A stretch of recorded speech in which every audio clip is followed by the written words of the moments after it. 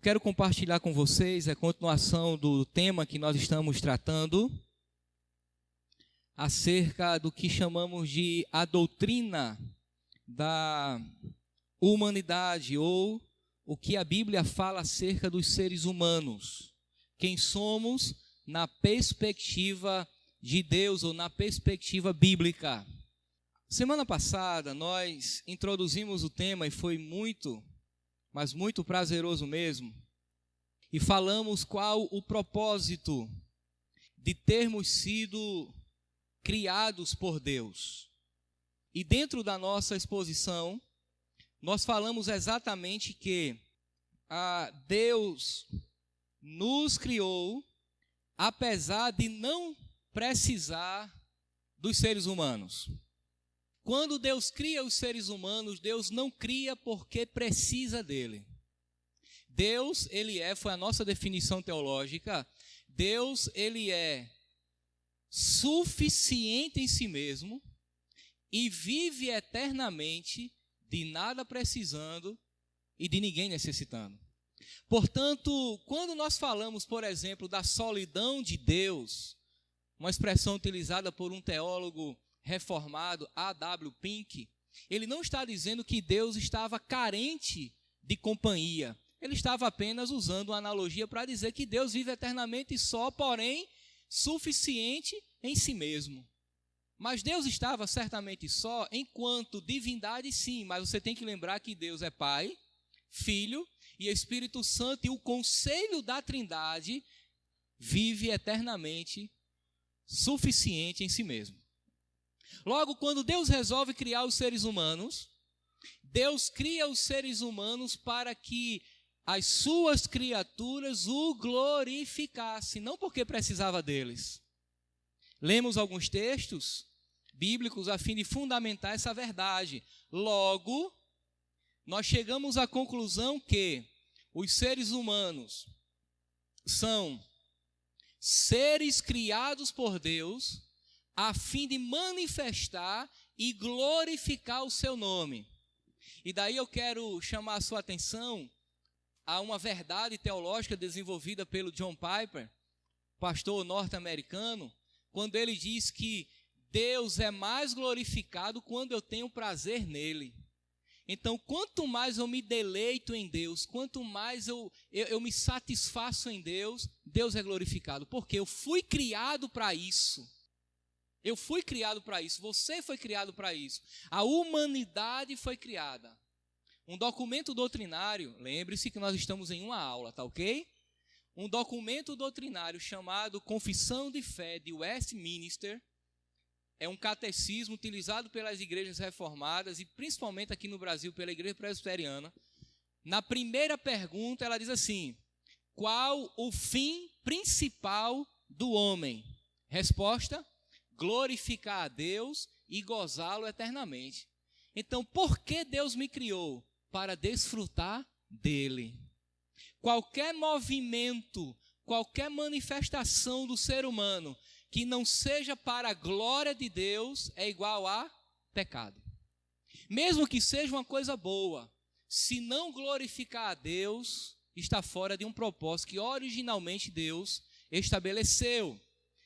Não é por um outro motivo que o apóstolo Paulo disse, escrevendo a sua carta aos Coríntios: quer comais, quer bebais, ou façais qualquer uma outra coisa, fazei tudo para a glória de Deus, porque eu fui criado para isso.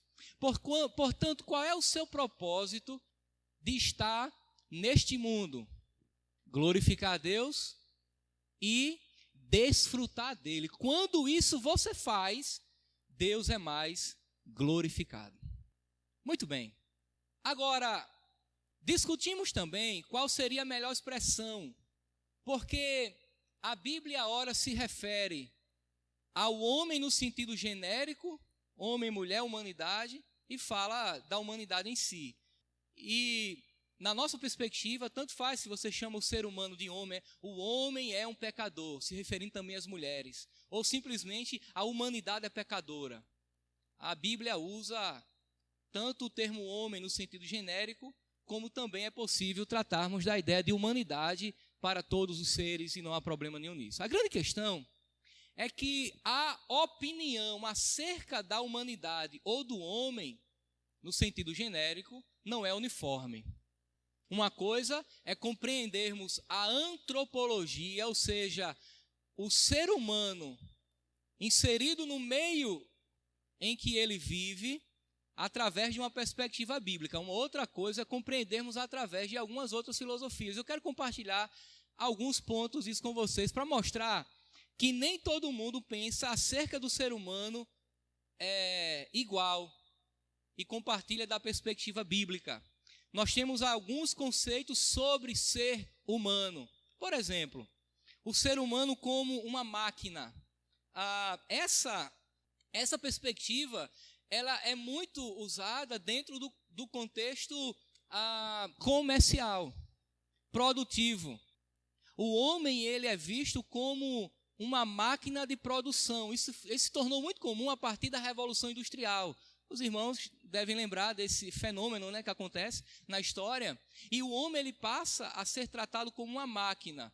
Você trabalha numa empresa e você não tem um nome, você tem um número de série, você é uma matrícula.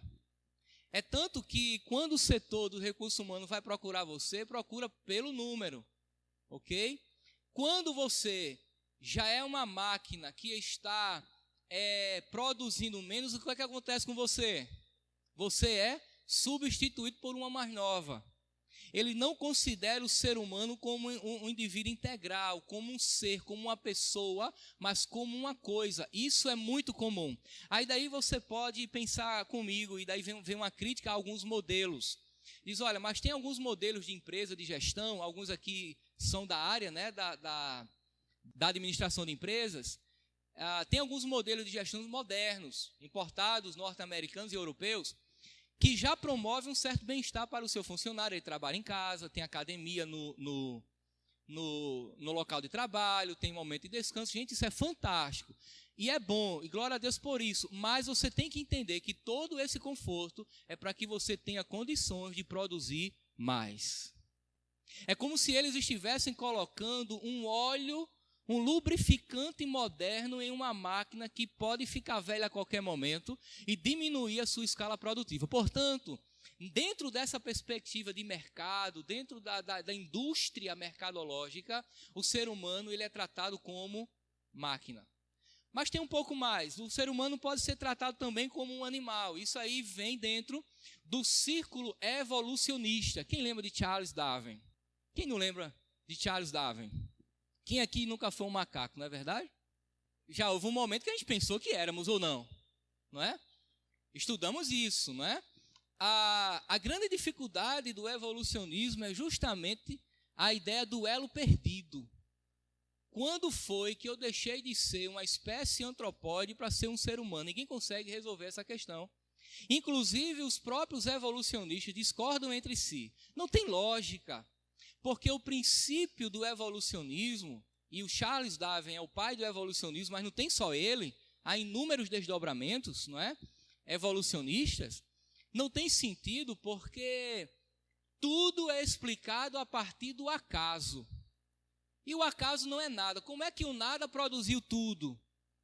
Como é que o nada produziu um ser tão complexo como o ser humano? Com capacidade de reflexão, de razão. Como? Então, dentro dessa perspectiva, dentro de uma postura científica evolucionista, nós somos animais. Veja bem, em alguma medida nós nos aproximamos, no que diz respeito a uma estrutura orgânica. Mas, em uma perspectiva teológica, a Bíblia diz, à luz de Gênesis capítulo 1 e 2, que Deus criou os animais, e no capítulo 1, verso 26, diz o quê? Façamos o homem a nossa imagem e semelhança, e Deus criou macho e fêmea. Homem ali poderia ser traduzido também como humanidade. Façamos a humanidade para termos uma linguagem mais inclusiva, vamos chamar assim, tá? Portanto, as Escrituras, o próprio Deus, trata os seres humanos não como animais, mas como um ser distinto. Por quê? Porque em toda a criação de Deus, apenas os seres humanos, homem e mulher, foram criados à imagem e semelhança de Deus. E o que é isso? Tema do próximo capítulo, tá? Não quero antecipar.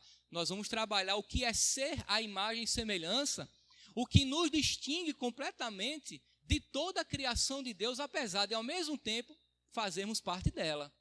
Então, eu faço parte desse complexo criador de Deus, dessa criação fantástica de Deus, mas, ao mesmo tempo, eu ocupo um papel diferenciado. Só para dar uma resposta mínima, Deus coloca os seres humanos como sendo regente e um representante seu para toda a criação. Alguns teólogos chegam a poetizar dizendo que Deus criou o ser humano como sendo a coroa da sua criação. Logo, nós não somos animais.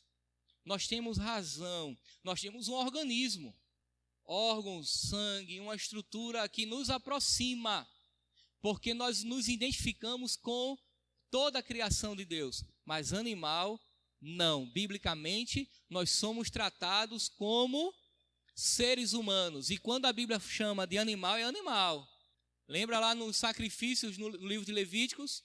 Eles traziam o animal, o novilho de tantos anos para ser sacrificado a Deus.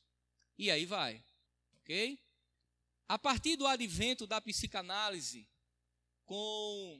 dentro da perspectiva freudiana, o homem passou a ser visto basicamente como um ser sexual. Tudo passou a ser explicado a partir das suas inclinações sexuais. Isso aí, Freud é quem dá um pontapé. Todas as inclinações, todos os dramas, todos os entraves e aspirações dos seres humanos, problemas e tragédias, é explicado a partir de transtornos dentro da sexualidade. Partindo desse pressuposto, um homem, ou ser humano, ele é um ser sexual. Tudo se explica por meio do sexo. Também não concordamos, apesar de eu ter falado, né, no domingo passado, da importância do sexo na vida do ser humano, na sexualidade e no casamento. Muito bem. Uma outra postura é que o homem ele é um peão no universo, um peão no universo. Ou seja, ele está à mercê do caos. Ele é um pingo no oceano, ele é um peão. Ele está sendo o tempo todo manipulado por forças estranhas a ele, alheia a ele, que ele não sabe muito bem. Ele é um peão, ele está à mercê do acaso, né?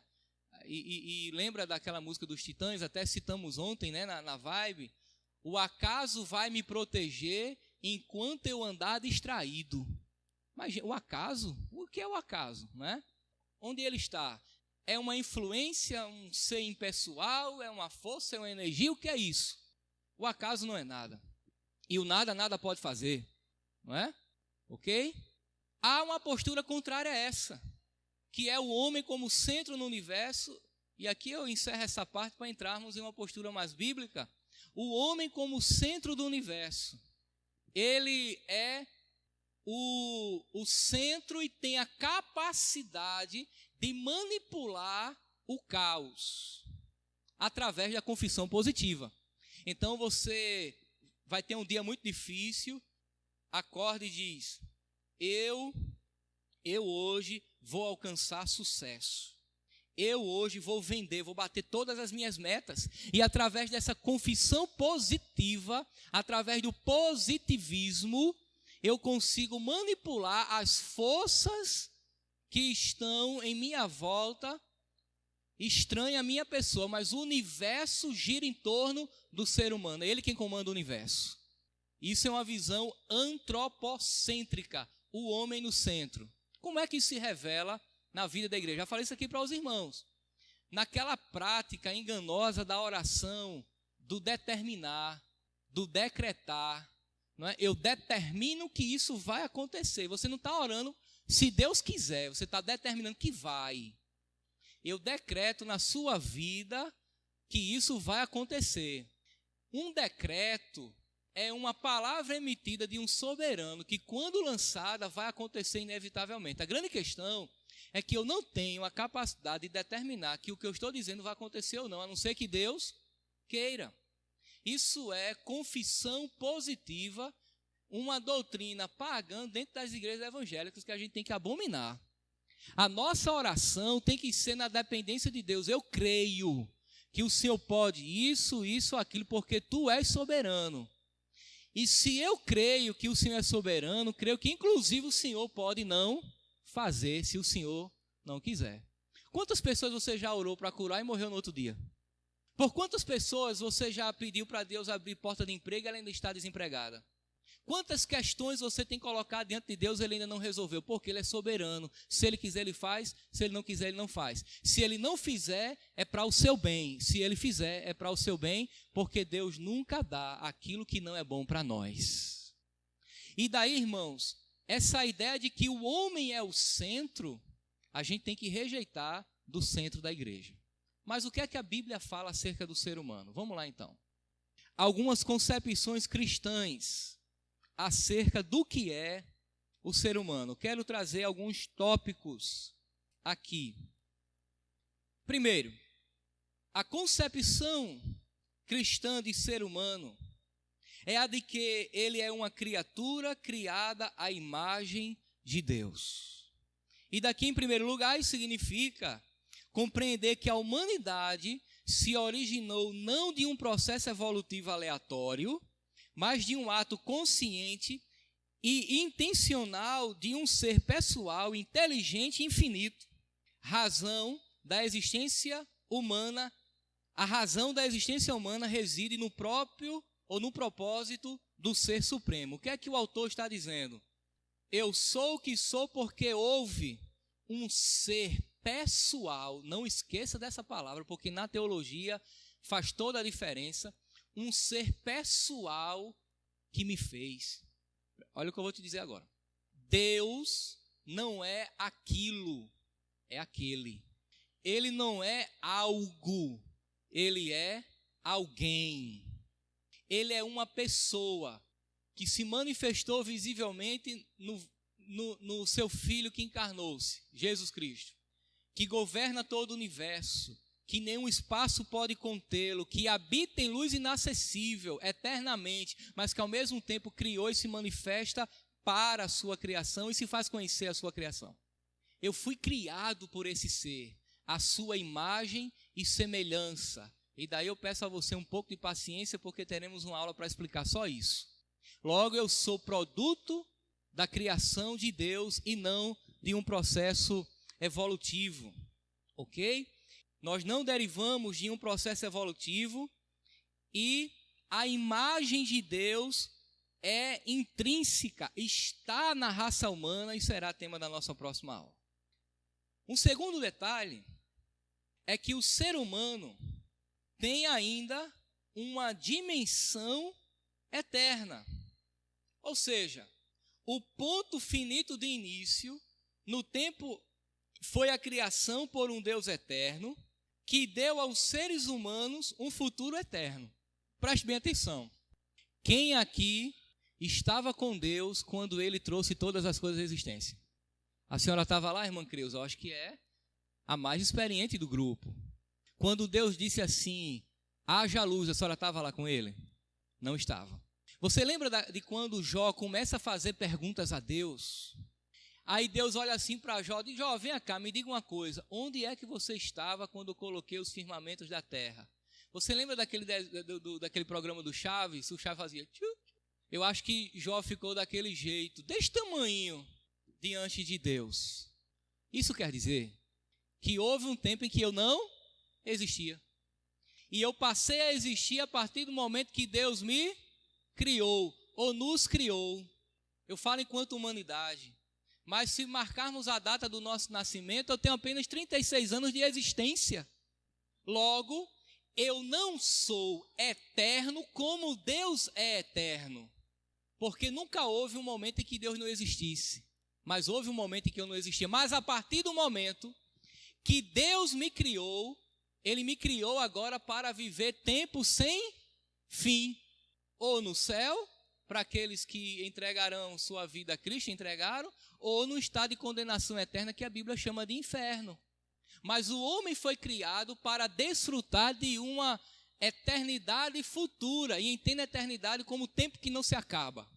Mas nós não temos essa eternidade como Deus. Ele comunicou para nós, Ele transferiu para nós uma existência que não se acaba e ponto final. É isso que a Bíblia diz acerca dos seres humanos.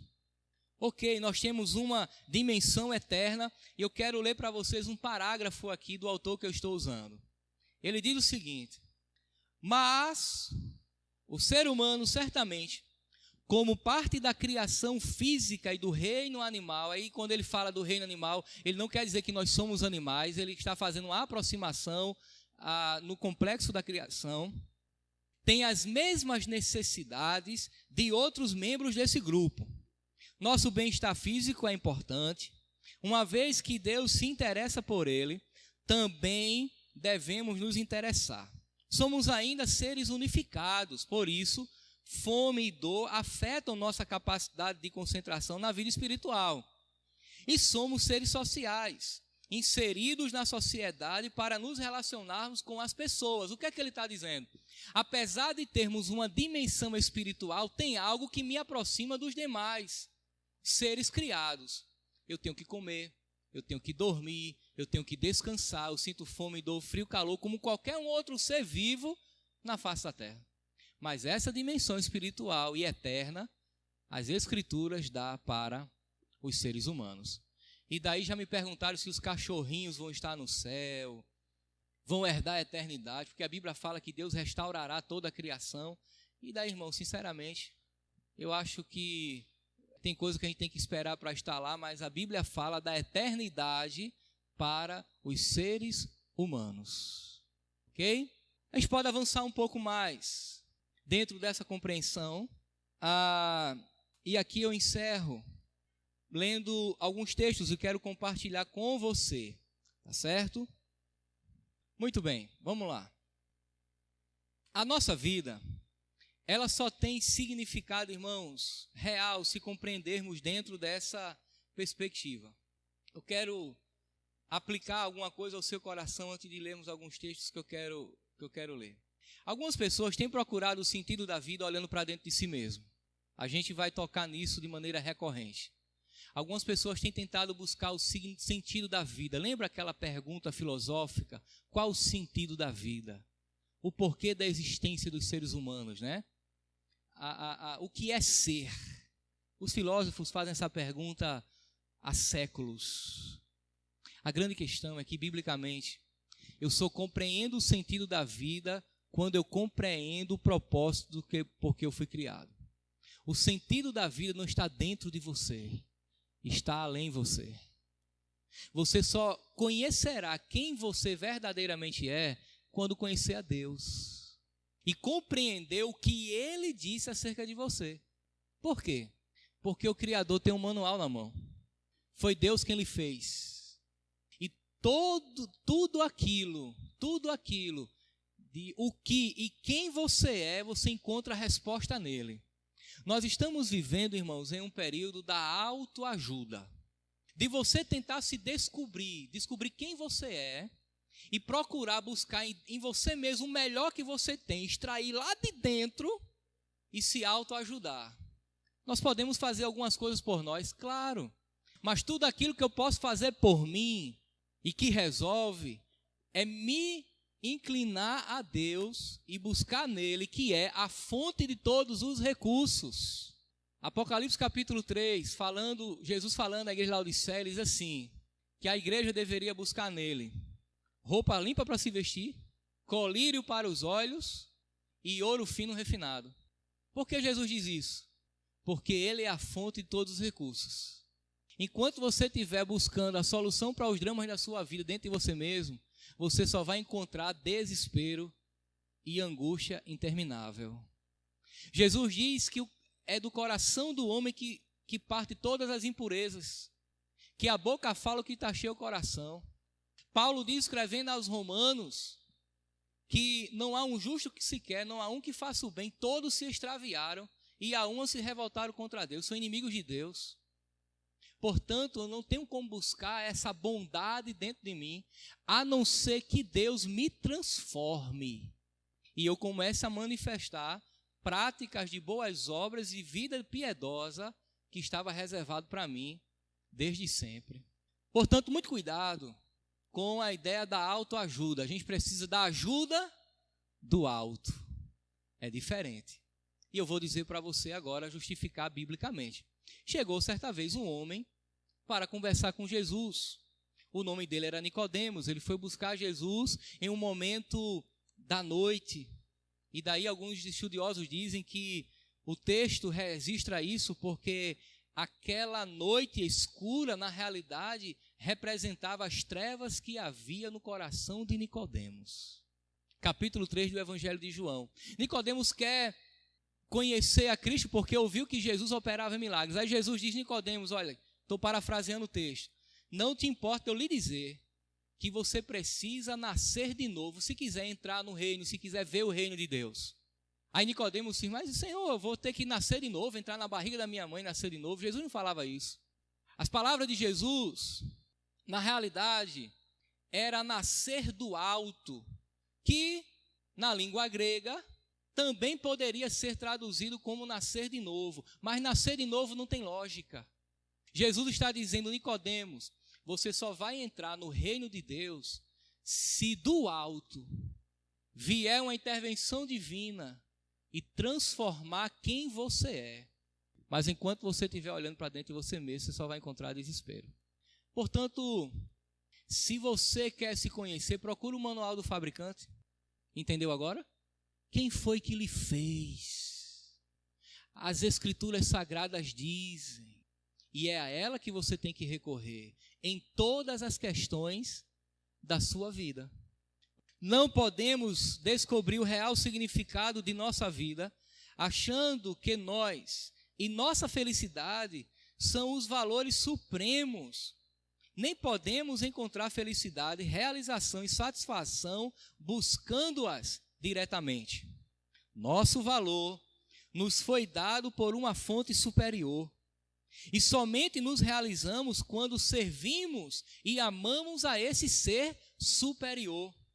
Só então encontraremos a satisfação como um subproduto do compromisso com Deus. Quem é verdadeiramente feliz? Aquele que encontra-se com Deus. É assim que entendemos a verdade da declaração de Jesus. Abra sua Bíblia agora em Marcos capítulo 8, verso 35. Marcos capítulo 8. Na Nova Versão Internacional eu estou lendo. Marcos capítulo 8, verso 35. Pois quem quiser salvar a sua vida, a perderá. Mas quem perder a vida por minha causa e pelo Evangelho, a salvará. O que é que Jesus está dizendo? Vamos ler o 34, irmãos? Então ele chamou a multidão e os seus discípulos e disse: se alguém quiser acompanhar-me, negue-se a si mesmo, tome a sua cruz e siga-me. A verdadeira felicidade, a verdadeira satisfação está em viver uma vida dedicada a Cristo, negando a sua. Olha que contraditório. Você chega para uma criança, um adolescente e diz assim: olha, eu preguei o Evangelho para você, entregue a sua vida a Jesus para ter uma vida feliz, uma verdadeira felicidade que ultrapassará essa existência. Olha, eu sou adolescente demais, eu não quero Jesus, eu quero jogar bola, eu quero me alegrar, eu quero curtir a vida. Aí você chega para um jovem já maduro, um adulto, e ele diz a mesma coisa: olha, eu sou maduro, eu quero casar, eu quero comprar um carro, a casa, fazer a graduação após o pós-doutorado, eu quero me realizar na vida primeiro, eu quero ser feliz, depois eu penso nessas coisas de Deus aí. Aí você chega já para uma pessoa já madura, lá depois dos 40, 50, ela diz: olha, eu estou envolvido demais com o trabalho, já tenho família, estou estável, estou feliz. Aí você chega já para um idoso e diz: já estou velho demais para servir a Jesus, a minha vida teve muitos atropelos, mas muitos momentos bons de felicidade. E daí ela morre. Aí você vai lá no epitáfio dela, né, e bota lá: tarde demais para se alegrar em Jesus. Uma vida toda de completa ilusão, pensando que estavam desfrutando de felicidade plena, quando que a felicidade plena e a verdadeira liberdade está em Cristo, Não existe vida abundante, feliz, fora de Cristo. Muitas perguntas feitas, direta ou indiretamente, pela cultura contemporânea, são respondidas pela concepção cristã de humanidade. Além disso, essa visão dá ao indivíduo um senso de identidade. A figura do ser humano como máquina produz o sentido de que somos partes insignificantes de uma engrenagem.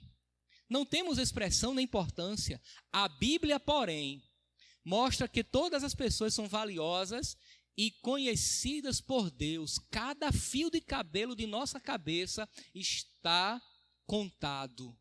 Marcos capítulo 10, versos 28 ao 31. Vamos lá? Marcos 10, versículos 28 a 31. Então Pedro começou a dizer-lhes: nós deixamos tudo para seguir-te.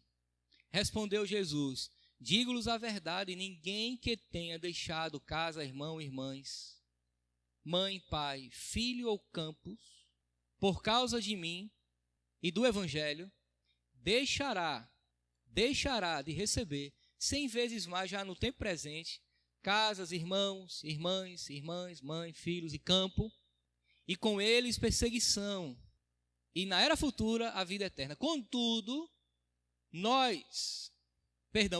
muitos primeiros serão os últimos, e os últimos serão primeiros. Ok? Esse texto colabora com o que eu li anteriormente. A ideia dos cabelos contados está em Mateus capítulo 10. Vamos lá agora, só voltar. Mateus capítulo 10. Me equivoquei aqui nas minhas anotações. Mateus capítulo 10, verso 28. Agora sim. Não tenham medo dos que matam o corpo, mas não podem matar a alma. Antes tenham medo daquele que pode destruir tanto a alma quanto o corpo no inferno. Não se vendem 2 pardais por uma moedinha?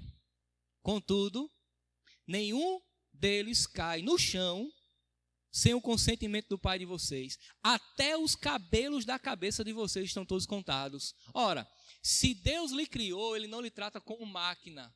Ele lhe conhece de maneira tão íntima que nem você pode imaginar. Eu costumo dizer que Deus, Ele perscruta as cumieiras do nosso coração. No Evangelho de Mateus, Jesus diz que Ele sabe da palavra antes de chegar à minha boca. Ele sabe o que eu vou pensar, as minhas ações. Isso é ser Deus, porque Ele nos conhece. Todos aqui oraram hoje de manhã, não oraram? Você faz ideia de quantas pessoas no universo estão fazendo a mesma coisa nesse momento. E Deus distingue a oração, o ser, a intimidade de cada uma pessoa do universo, seja crente ou não crente. Imagina Jesus sentado lá na sala da casa de Simão, e entra uma mulher e se derrama nos pés dele, derrama aquele perfume precioso, e Simão só pensa: se ele soubesse quem é essa mulher. Aí Jesus disse: Simão, cheguei aqui, tu não me deu nem água para lavar o pé, mas ela lavou com lágrima, perfume, enxugou com cabelo. Simão deve ter tremido na base. Ele lê a minha mente. Deus é assim, irmãos. Ele nos conhece. Ele sabe onde o nosso calo aperta. Ele sabe as nossas necessidades. E conhece tudo acerca de todos. Por isso que nós o glorificamos. Para encerrar, o Salmo 8, vamos lá? É uma pergunta, que o salmista faz. Salmo 8, verso 4. E aqui nós encerramos Salmo 8, verso 4. Pergunto: que é o homem para que com ele te importes? E o filho do homem para que com ele te preocupes? É o salmista perguntando a Deus, ok? Tu fizestes um pouco menor que os seres celestiais e o coroastes de glória e de honra. Tu fizeste dominar sobre as obras das tuas mãos, sobre os seus pés tudo pusestes. Todos os rebanhos e manadas, e até os animais selvagens, as aves do céu, os peixes do mar e tudo o que percorre as veredas dos mares. Senhor, Senhor nosso, como é majestoso o teu nome em toda a terra. Ele está pensando em Gênesis capítulo 1, verso 26. Façamos o homem a nossa imagem e semelhança e domine ele sobre os peixes do mar, sobre as aves do céu, tal. E dando a devida importância ao ser humano, como sendo aquele que representa Deus diante da criação. Mas daí no capítulo 3 de Gênesis, o homem conhece o pecado e tudo aquilo que originalmente Deus criou, ele deu, é comprometido e acontece hoje de maneira precária, deficiente, porque o pecado não nos permite ser hoje aquilo que Deus nos fez originalmente. Mas uma vez que conhecemos a Cristo, o poder do Espírito está restaurando aquilo que o pecado agrediu e será tema do próximo.